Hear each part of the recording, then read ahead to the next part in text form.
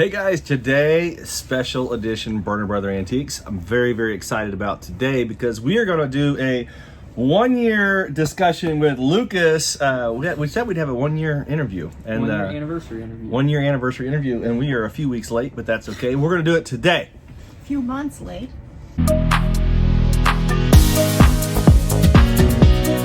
Okay, so Lucas, you are now 1 year plus 1 year in the a business. month or so? A year and a month?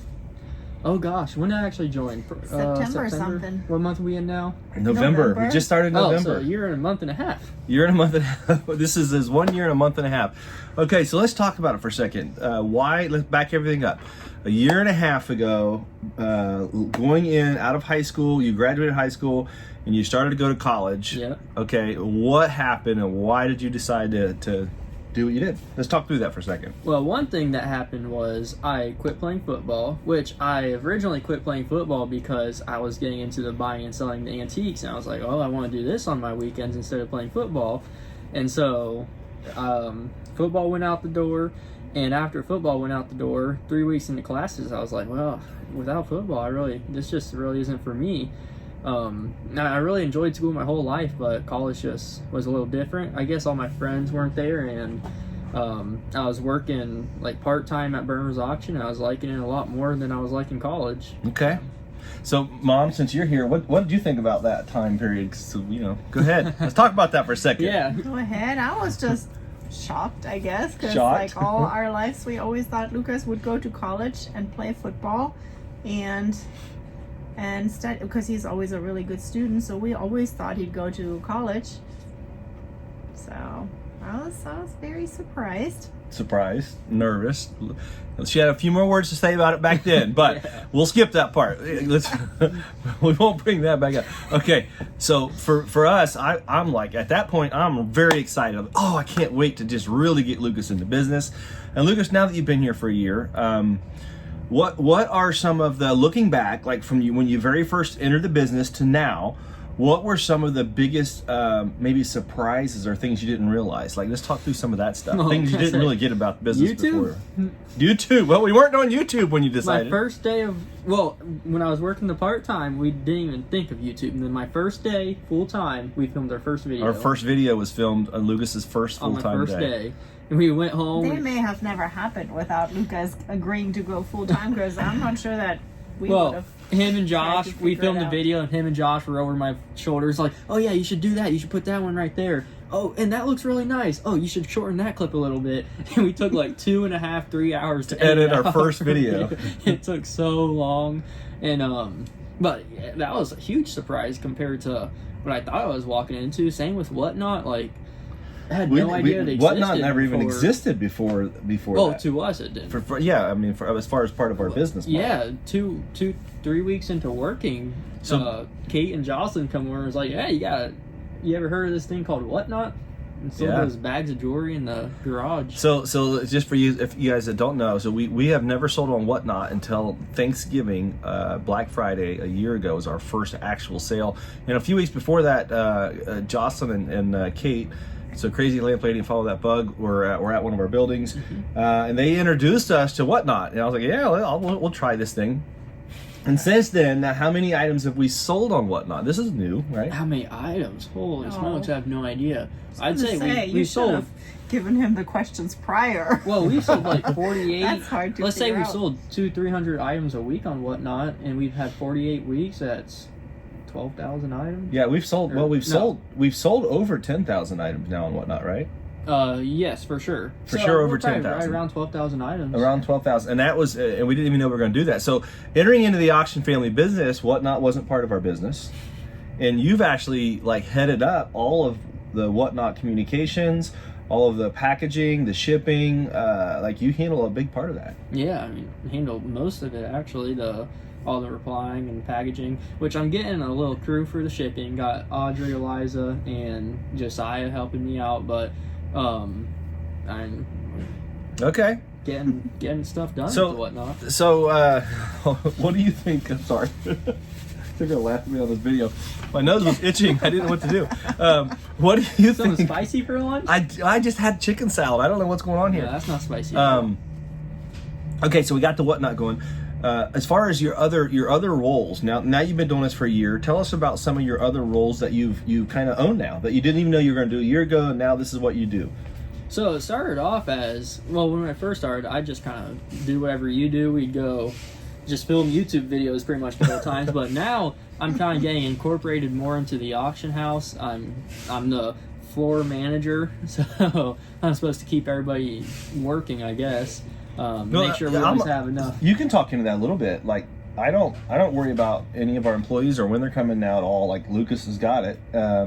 I don't worry about making sure. You didn't worry about that before. What are you talking about? Well, I did too. And so now my main goal is to make sure that we have the 1,000 items coming into the building, but the order and the count and all that stuff.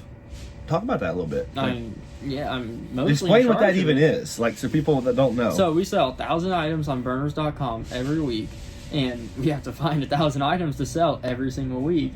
And we always try to have like a specific order that we sell them in, and we have to catalog all those items, which is 40 hours of catalog and typing away.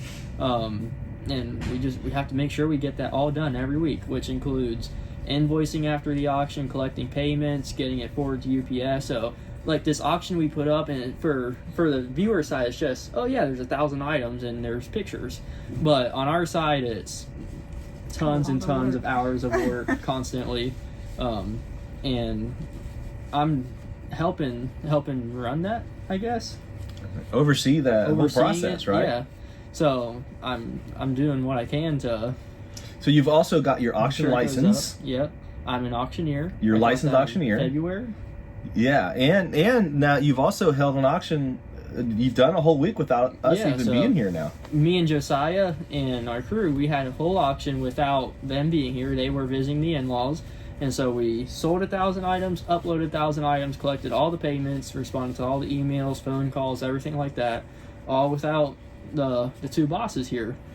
Well, so what we're excited about is we're going to try this again, but we're going to take 2 weeks instead of 1 week. So we'll see how they're progressing. All right, so Silka, talk for just a second. Like, you've watched now Lucas grow in understanding the business side of our business, right? How the processes work.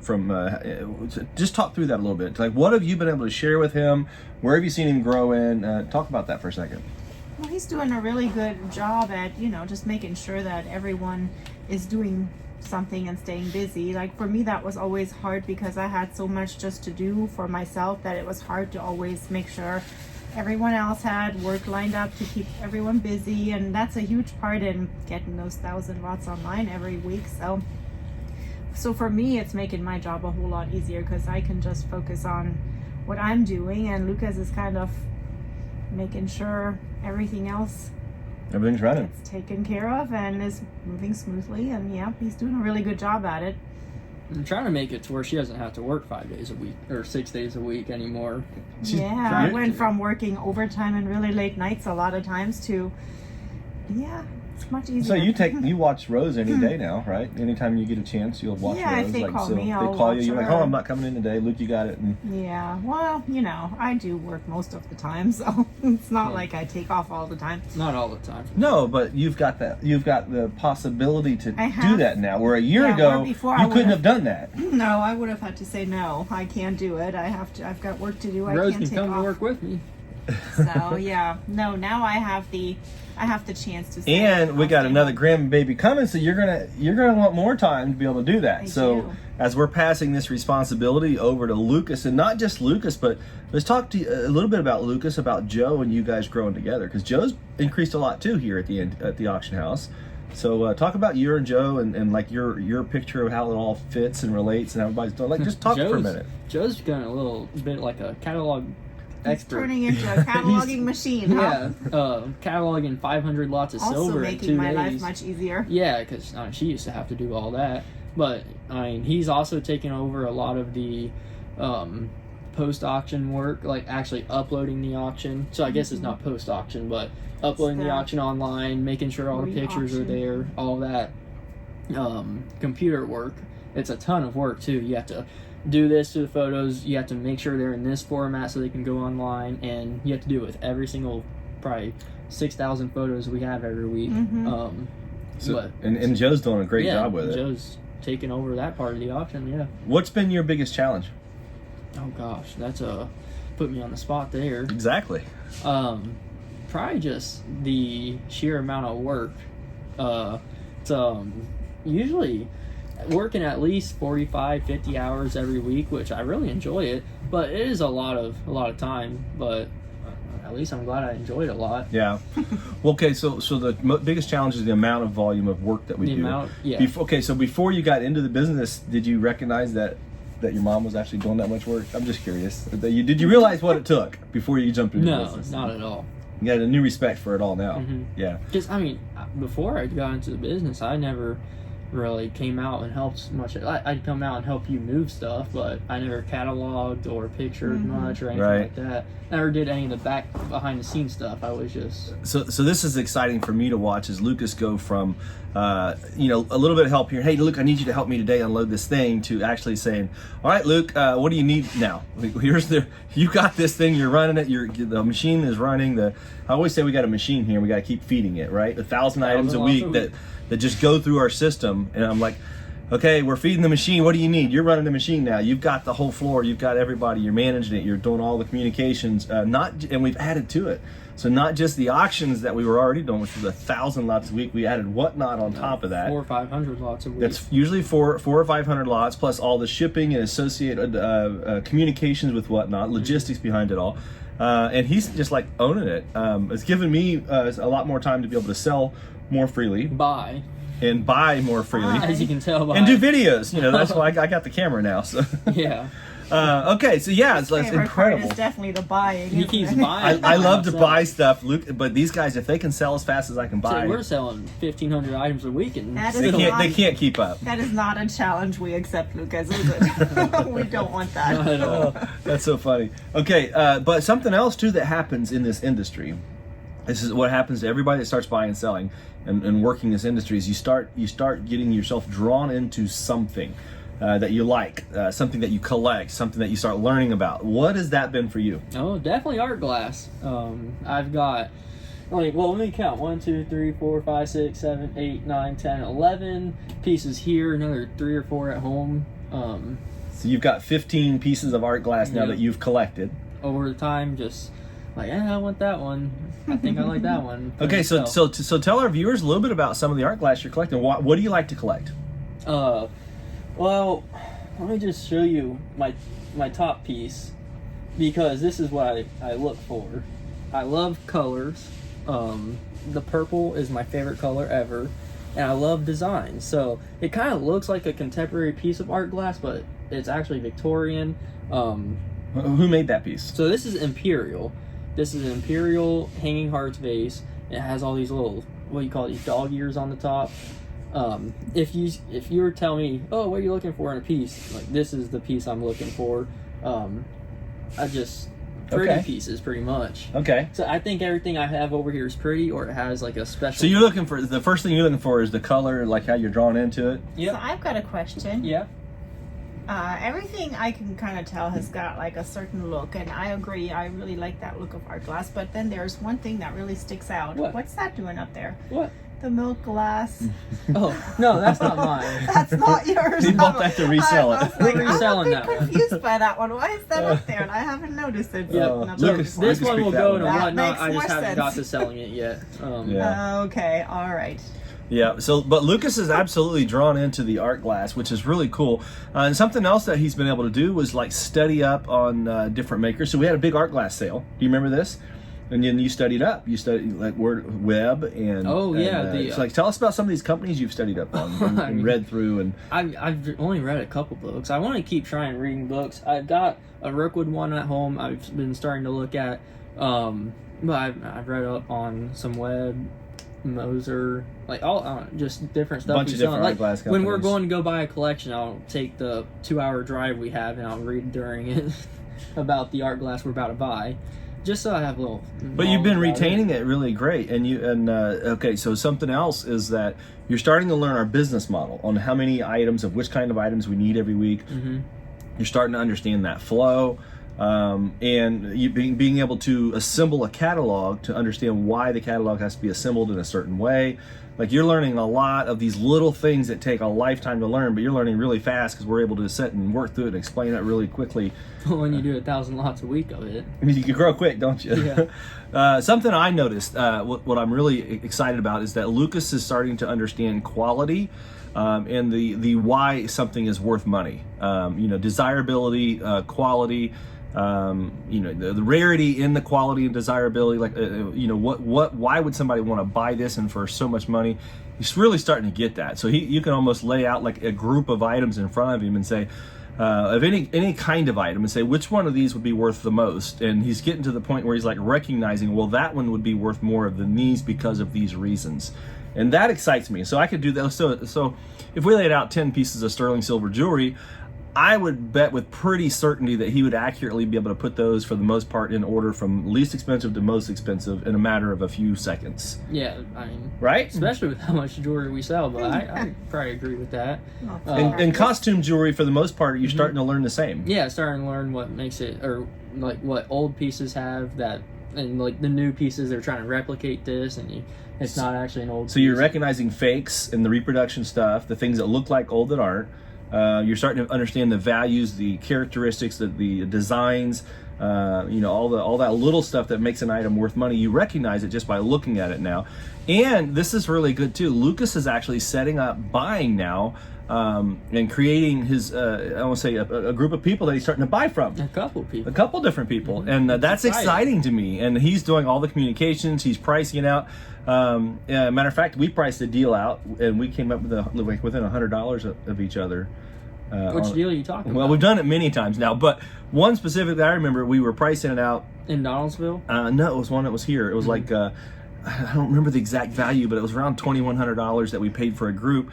And we kind of came up to the same number, and we arrived at the number from different perspectives, but in the end, it was pretty good. It was accurate, right? Yeah. And we were able to make a profit on it. So that's pretty exciting. Okay, Luke, what else? Like, what do you want to share about getting into this business? like people are asking, hey, you didn't do your 1-year interview with Luke yet. We want to hear from you. That's it, I guess. It's a wide variety of questions, or broad. It's an open-ended question. You can talk about anything you want that you've went through with the last year. Oh, man. I feel like one of the coolest things about the last year has been the YouTube. Just all the different people that I've been meeting, and I never thought we would have had a YouTube channel. Yeah, and it has subscribers. Like, people actually want to watch us. I don't know why they do either. Like, imagine that. And like just seeing everybody that comes to the heart, and you're like, oh, Lucas, and everybody's like, you got your food yet today? They all know you're always hungry, don't they? Yeah,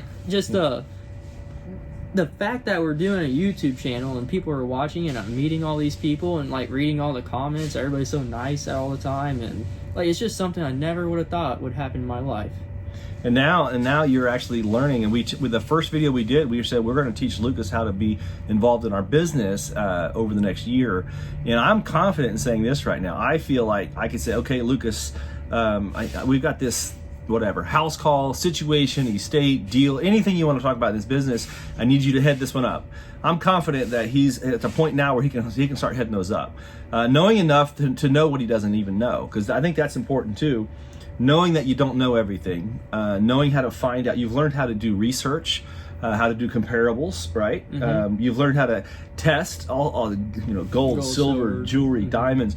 You've learned so much about how to identify and value antiques without ever seeing one before, right? So if I brought you an item you've never even owned or seen before, in a matter of, I would say 5 minutes, you would have a pretty good idea of what that item could be worth. Yeah, that happens sometimes here at the auction.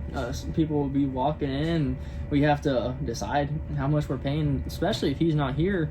Have to give a quote if you're going to come back, or I can just buy the item. Especially if it's something I haven't seen. Just takes a couple minutes, research it. And then, but he's understanding how to tell the fakes. Like he's just getting that eye to understand, this one we probably wouldn't be interested in. The comparables are here. I think we can make this one work. And he's been able to do that. I am so impressed with where he came from and where he's headed to.